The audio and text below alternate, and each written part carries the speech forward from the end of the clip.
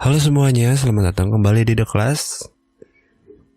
Hari ini di ruang kelas ini kita akan ngobrolin sesuatu yang berhubungan sama kelas. Ya, tadinya ya gue pengen bahas tentang kuliah online aja gitu ya. Karena kan biar relate aja gitu. Soalnya kan gue juga mahasiswa kuliah gitu kan. Tapi mungkin beberapa hal yang gue sebutin di sini tuh bisa bisa nyambung juga gitu sama sekolah online secara umum gitu.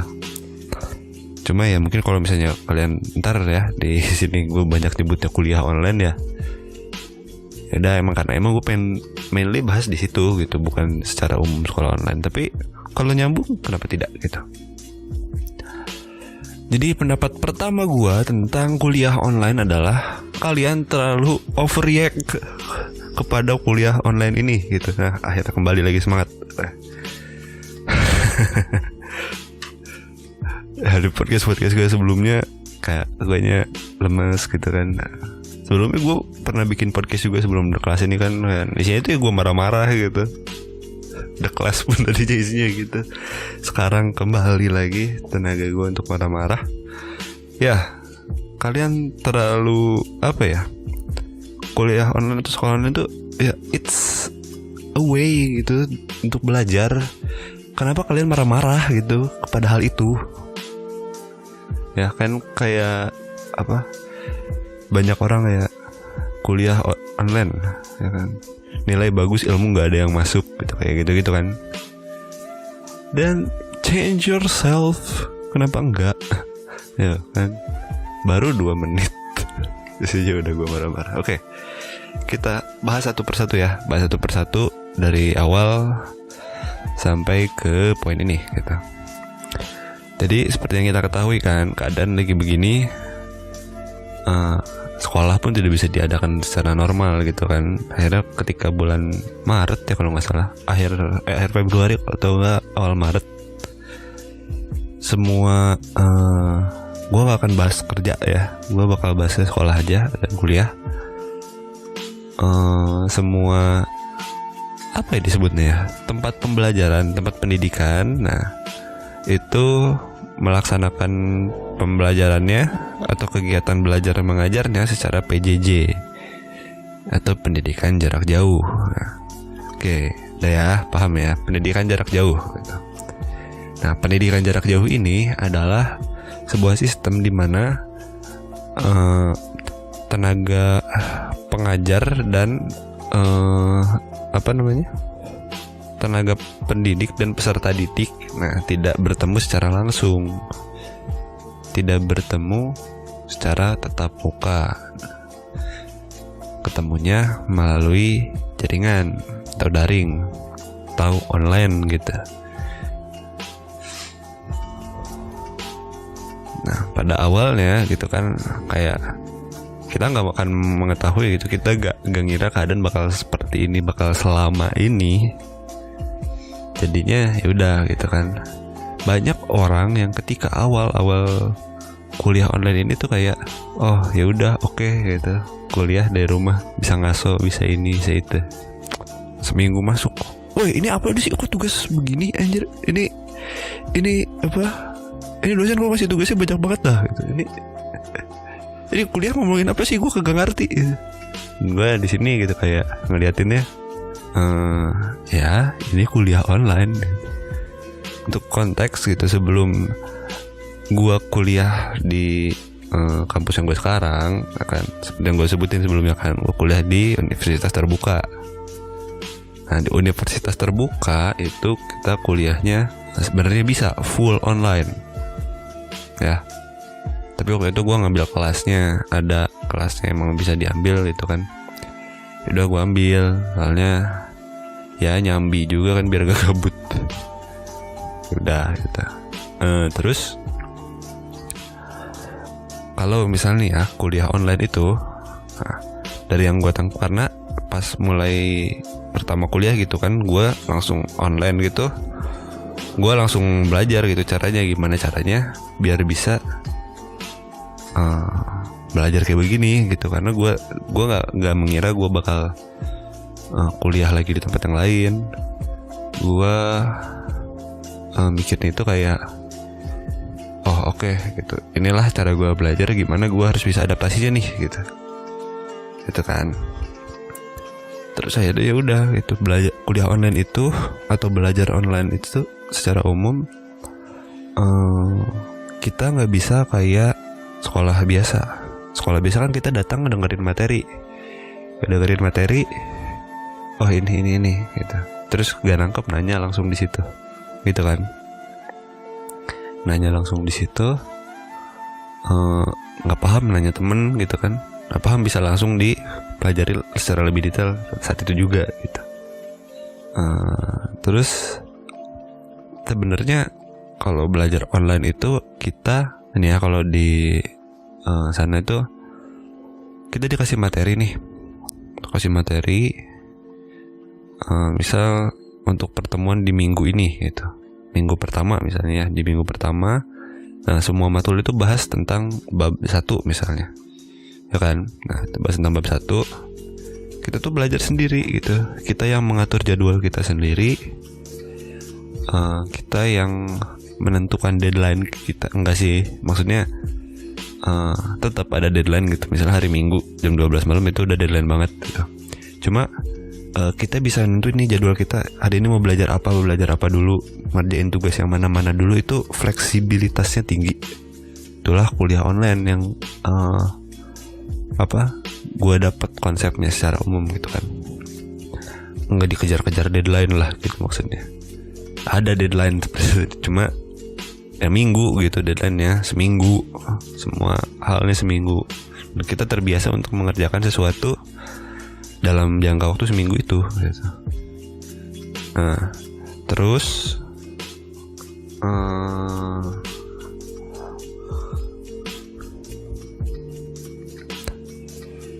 nah, ketika kuliah online pada waktu itu ya, gue benernya ada dosennya gitu kan. Dosennya yang ngasih materi, yang ngasih tugas itu dosen, bukan bot atau bukan disertarain satu Indonesia itu kan, soalnya jangkauannya kan satu Indonesia kan. Tapi nggak satu Indonesia tuh tugasnya sama persis gitu. Bahkan yang kayak satu grup ya kan, kita dibikinin grup juga gitu kan biar bisa ngobrol. Itu kan dosennya beda-beda itu. Tiap ya segrup itu padahal, tapi misalnya kayak gue di Bogor nih. Nah, tapi dosennya tuh dapetnya beda-beda untuk mata kuliah, misalnya pengantar ilmu politik gitu. Jadi tugasnya pun beda-beda. Nah, gitu. Nah, dan ya gue menikmati waktu itu kuliah seperti itu. Walaupun ya emang nilai gue waktu pertama-tama tuh gak bagus-bagus banget gitu kan, karena baru masuk dan gue masih beradaptasi gitu. Ketika udah dapet lah feelnya gitu, di semester berikutnya ya lumayan IP gue bisa naik gitu. Cuma sayang waktu itu gue cuma tahan 2 semester doang. Nah, gue lanjut di kampus yang lain, kampus gue yang sekarang ini. Nah, mungkin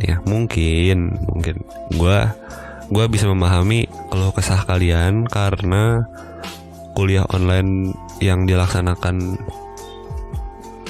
di sini itu atau di banyak kampus itu mereka menggunakan sistem semi tatap muka terjadwal gitu. Nah, banyak yang mungkin keteteran di posisi itu gitu.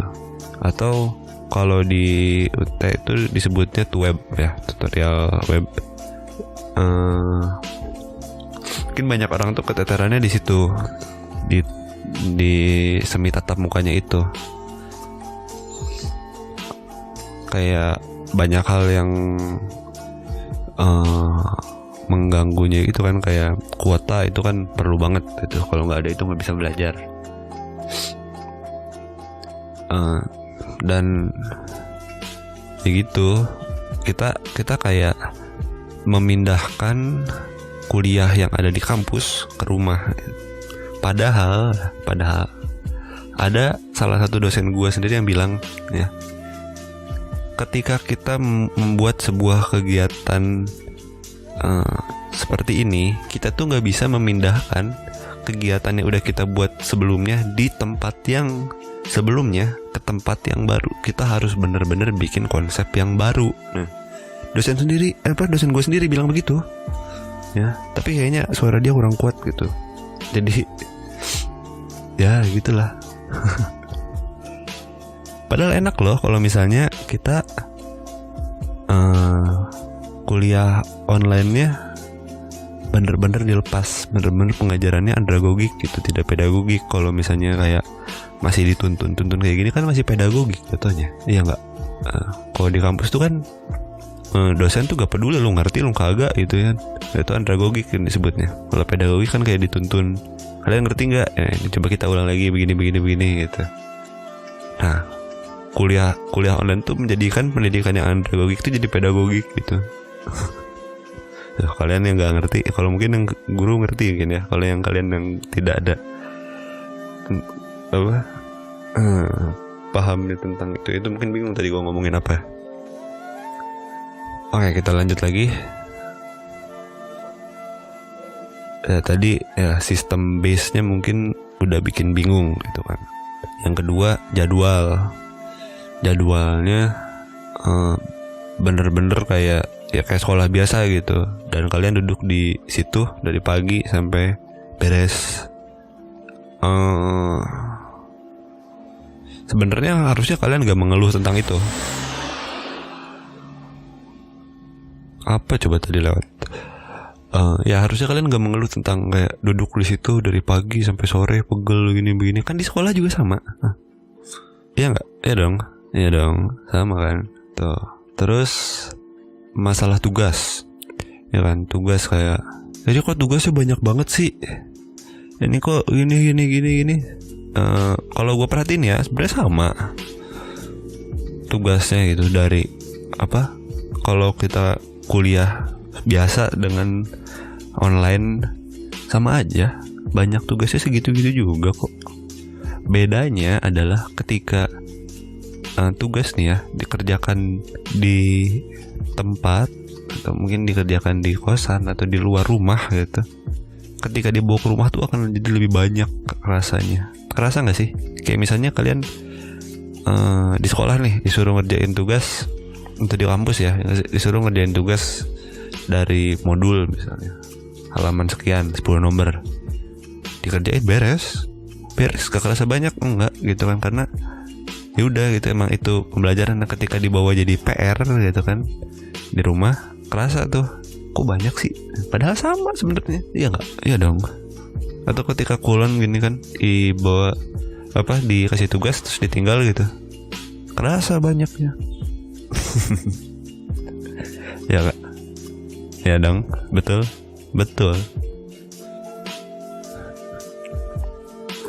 Terus mungkin banyak orang yang nggak ngerti materi. Gue bingung sih sebenarnya di poin ini tuh, kalian tuh nggak paham memahami materinya itu karena apa? Soalnya entah kita di kampus entah di rumah sama kan, materinya itu yang disampaikan itu, dosennya itu ngajarnya begitu. Kenapa di kampus bisa ngerti, di rumah enggak? Itu dong, gitu ya. Nah, kenapa di kampus kalian bisa paham materi yang disampaikan, kenapa di rumah enggak? Apa karena di rumah enggak fokus? Jadi yang salah tuh siapa? Ayo, yang salah siapa? Diri kalian, apa kampus, apa dosen? Nah, mari kita lihat lagi ke situ gitu ya. Banyak orang yang ngeluh, aduh gua kagak ngerti gini gitu. Ya sih nilai bagus tapi gua kagak ada ilmu yang masuk. Coba kalian perhatiin deh. Kalian belajar nih ya di kampus, dosennya itu, cara ngajarnya begitu sama, materinya itu sama, yang disampaikan sama persis. Terus kalian bisa ngerti itu kalau di kampus. Kalau di rumah sama pun gitu kan. materinya itu, dosennya itu, pengajarannya kayak begitu, materi yang disampaikan sama persis. Tapi kenapa kalian gak ngerti? Itu mungkin nanti dari kalian akan ada yang ngomong kan suasananya beda, kan nggak bisa ngobrol sama temen, nggak bisa nanya ke temen, kan kan nggak bisa nanya ke dosen. Bisa gitu. Hey, gini ya, it's your home, it's your own place.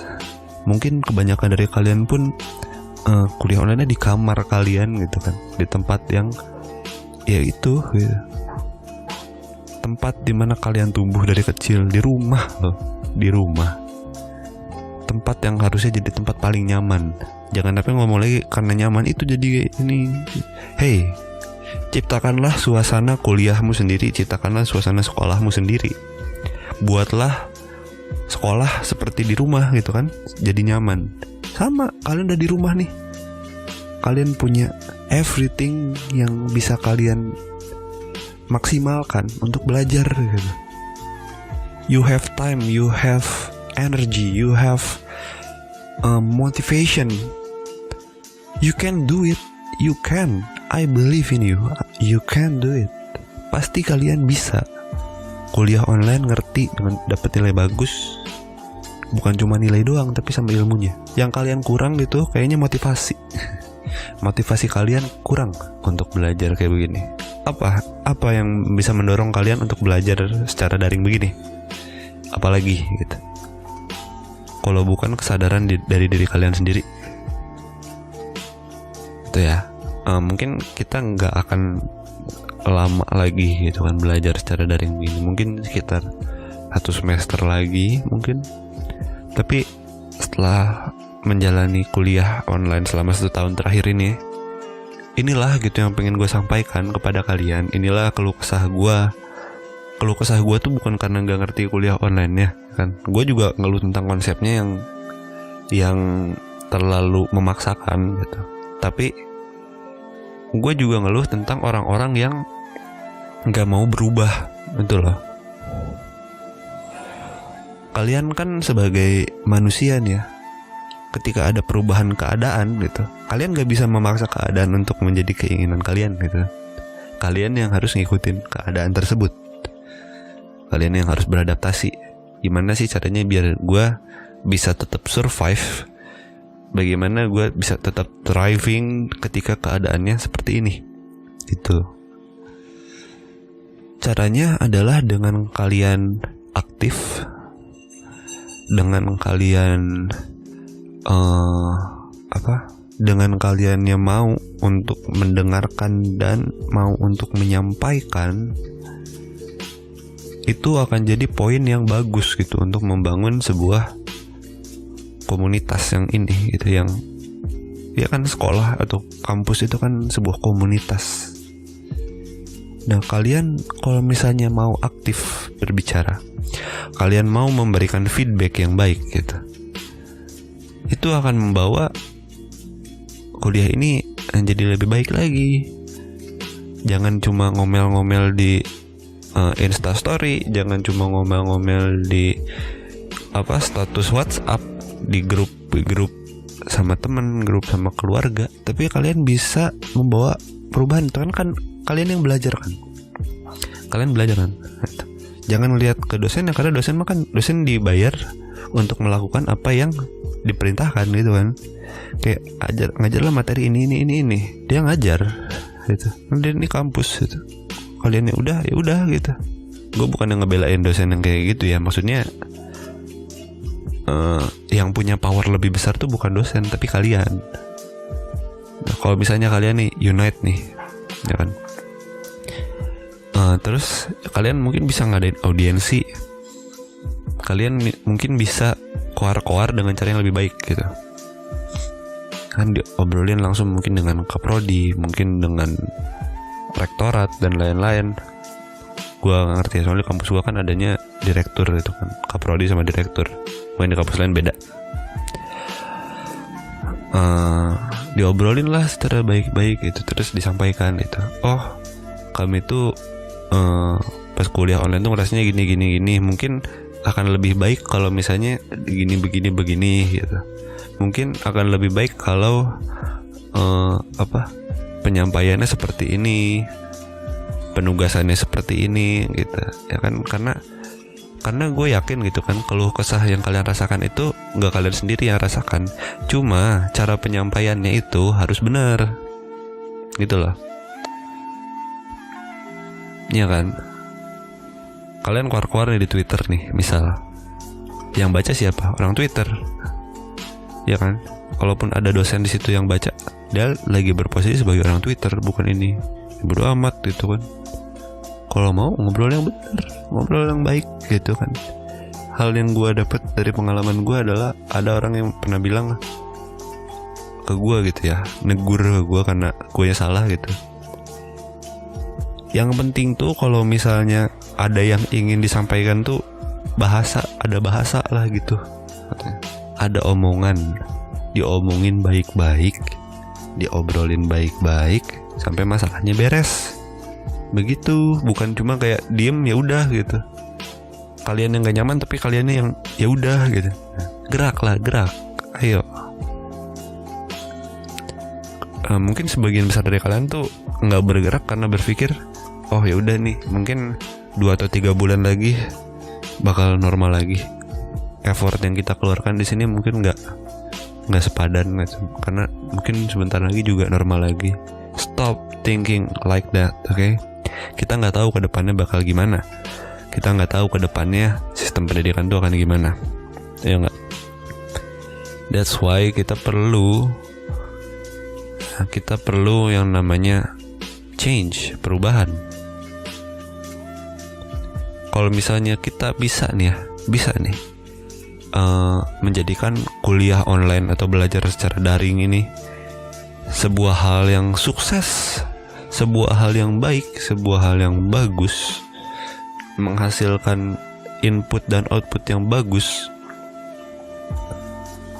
kita tuh jadinya mungkin kedepannya untuk pembelajaran teoritis tuh kita nggak perlu secara luring lagi, nggak perlu secara offline lagi, ya nggak? Kita bisa belajar secara online terus menerus. Kalau misalnya ini emang efektif, kalau dirasa emang outputnya bagus, lebih enak gak? Karena kan kalau online ini kan gak capek, bisa fleksibel gitu, di rumah nggak pegel, bisa ngapain aja, bisa sambil makan, bisa dan lain-lain gitu. Itu kan ada kelihatan belum? Udah paham belum dari yang gue sampaikan ini?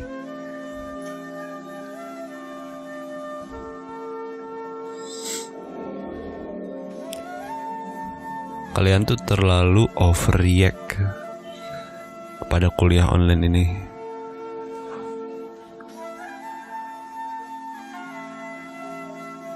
Kalian tuh sebagai mahasiswa, sebagai pelajar, ketika punya waktu untuk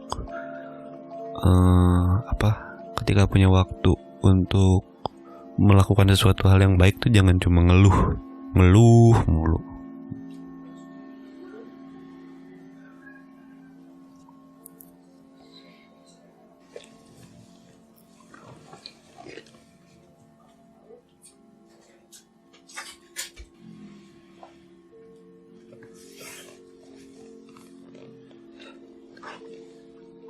Gue tahu nanti pasti ada yang komen, lu juga kenapa keluar di sini, kenapa nggak diobrolin? Gini, gue mencoba mencapai suara yang banyak, karena hal ini tuh bukan untuk diobrolin ke dosen. Hal ini tuh gue ngobrol sama kalian. Denger, gue ngobrol sama kalian sebagai sesama mahasiswa, sebagai orang yang merasakan hal yang sama. Gue bisa bikin kuliah online gue nyaman, gue bisa bikin kuliah online gue menyenangkan, gue tetap bisa menuangkan kreativitas gue menggunakan semua tenaga yang gue punya untuk bikin kuliah online jadi asik, ya nggak? carilah titik nyamannya kalian.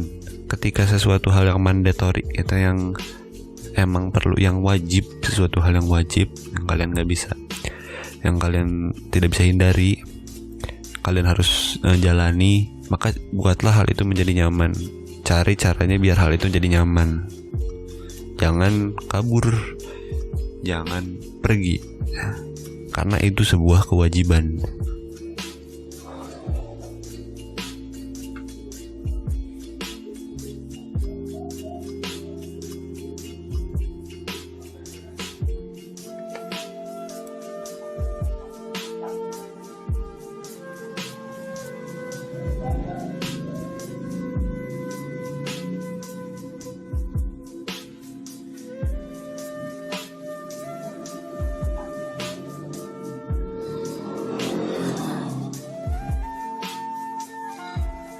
Mungkin dengan kuliah online seperti ini terlalu banyak variabel yang mengganggu, terlalu banyak ya gangguan-gangguan yang satu orang rasakan yang orang lain gak rasakan. Mungkin ada sesuatu keluhan yang kalian rasakan yang gua gak rasakan.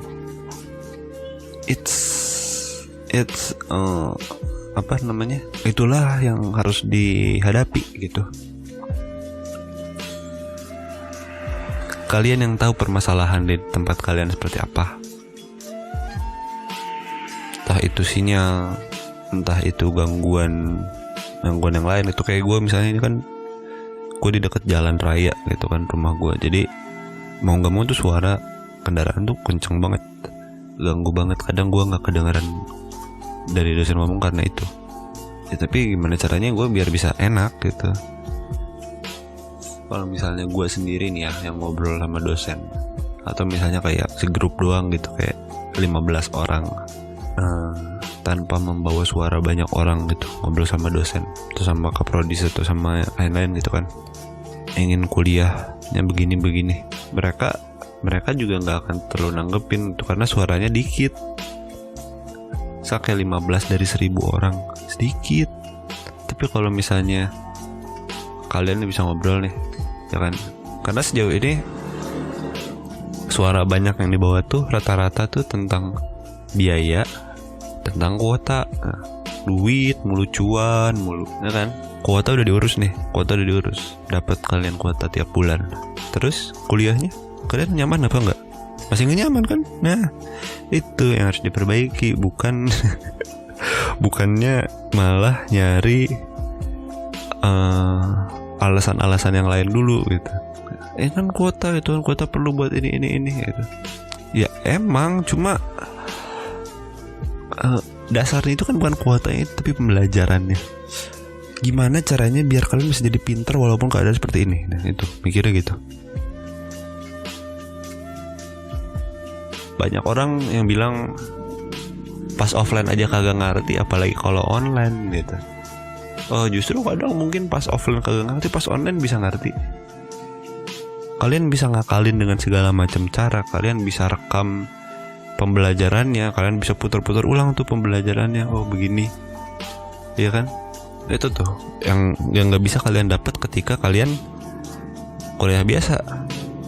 Kalau kuliah online ini kalian bisa rekam, kalian bisa putar berkali-kali itu pembelajarannya, kegiatan belajar mengajar pada waktu itu. Kalian bisa paham, ya nggak? Bisa berulang-ulang loh. Kalau bisa di kampus pas itu terus gak ngerti nanya, pas udah nanya itu kan masih gak ngerti, mungkin ya udah gitu. Pas udah pulang ke rumah atau ke kosan ya udah gitu. Ujung-ujung ngadain tugas dan kalian menitik beratkan pembelajaran ke responsi ya kan. Padahal kalian lah yang bisa membawa perubahannya sendiri gitu. Ajak temen-temennya, akan ajak rekan-rekannya yang lain, kita kumpul, kita ngobrol, kita sampaikan keluh kesah kita yang sama, terus obrolin deh gitu. Gua nggak tahu nih ya, mungkin ada kemarin juga sempat ada sih dari BEM atau dari mana gitu ya kan, yang kayak ngumpulin keluh kesah mahasiswa ketika kuliah online gitu. Dan kalau misalnya gue boleh nebak nih ya, tebakan gue isinya tuh paling masalah kuota, masalah gak ngerti, masalah capek. Tapi solusinya mungkin kurang apa ya namanya, kurang bagus lah itu, kurang apa ya anda sebutnya ya, kurang kuat untuk membangun sesuatu hal baru gitu. Jadi tetap aja konsep belajarnya gitu-gitu juga, ya nggak? Mungkin teman-teman di sini ada yang BEM atau mungkin organisasi lain gitu yang emang untuk menghubungkan mahasiswa dengan akademik, kan boleh mungkin cerita atau mungkin ya kasih tau lah gitu ke gue. Banyak itu mereka ngeluh tentang apa, siapa tahu nanti bisa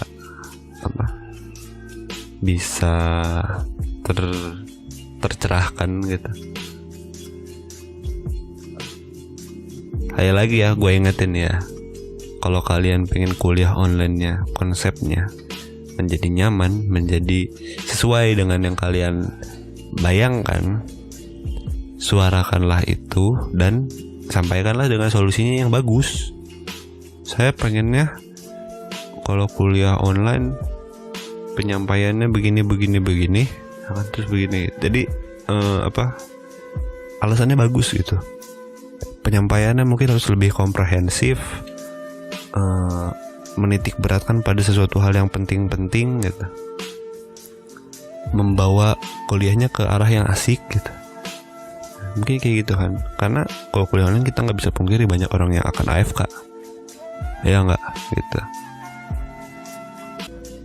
Ketika kalian kuliah online begini tuh kalian bisa ngeliat nih ya kan, yang cewek atau yang cowok nih bisa ngeliat nih mana-mana aja nih orang yang suka ghosting gitu. Kelihatan kayak pas kuliah aja dia ghosting, apalagi elu gitu kan. Kuliah kan lebih penting daripada elu. Bullshit lah. Kamu lebih penting, paling penting buat aku kuliah dulu. Kok kasar gue ngomong, nggak apa-apa dah dikit. Kuliah dulu, ntar miskin nyalain pemerintah.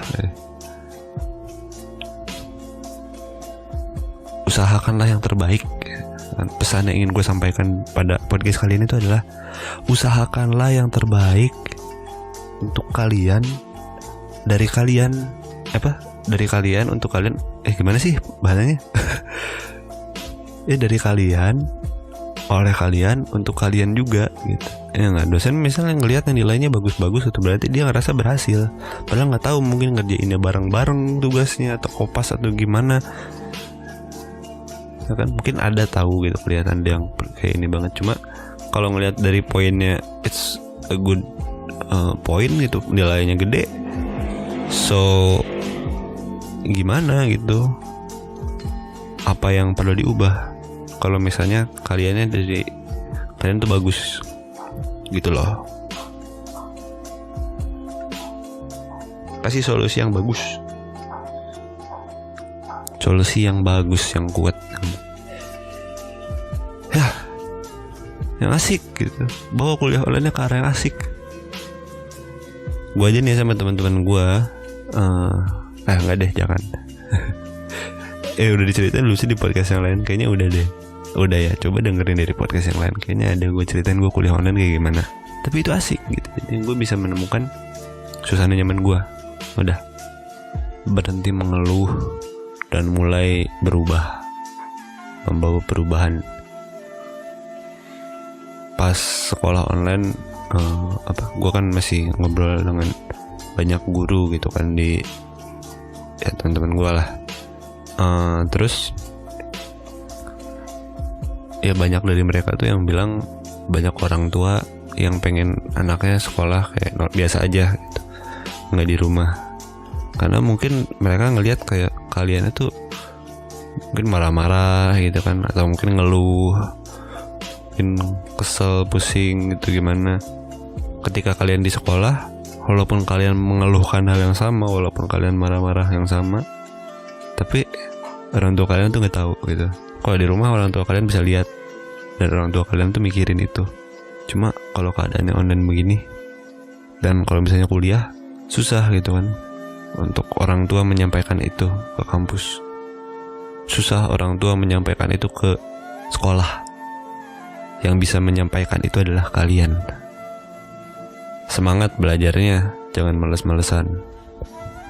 IPK penting, tapi yang penting lagi adalah kalau kaliannya bisa menerapkan ilmu yang kalian dapat. Percuma kayak punya duit banyak tapi dipakainya ke arah yang salah, karena nggak tahu gimana cara menggunakannya.